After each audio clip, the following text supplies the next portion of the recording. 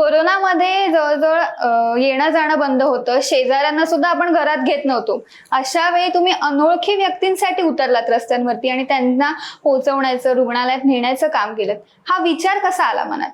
हा विचार असा आलता कारण की त्यावेळेस सगळं ट्रेन बस सगळं बंद होतं आणि प्रत्येक वेळेस असं व्हायचं की कोणी ना कोणी न्यूजला काहीतरी यायचं की माझी मुलगी इकडे.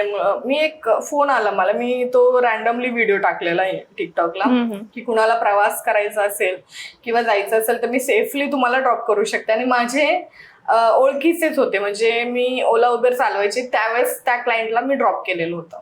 त्यांच्या लक्षात आलं की यार विद्या हे करू शकते बहुतेक.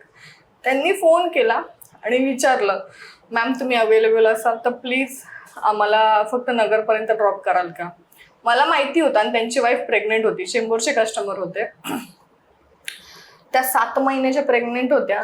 इथं त्यांचं नाव घेत नव्हते कारण की लिमिटेड टोकन सिस्टम त्यावेळेस चालायची. तर मग त्यांचं असं होतं की बाळातपणात इथं आम्ही दोघंच असतो, डिलिव्हरी तर पॉसिबल नाही आहे, तर प्लीज तुम्ही आम्हाला फक्त नगरपर्यंत ड्रॉप करा. तो माझ्या आयुष्यातला एक असा मुमेंट, टर्निंग पॉईंट होता की मी स्वतःहून म्हणतात ना आपलं पायावर धोंडा वगैरे पाडून घेणं, त्या टाईपमध्ये मला वाटलं की मी स्वतःहून ओढून घेतलंय का.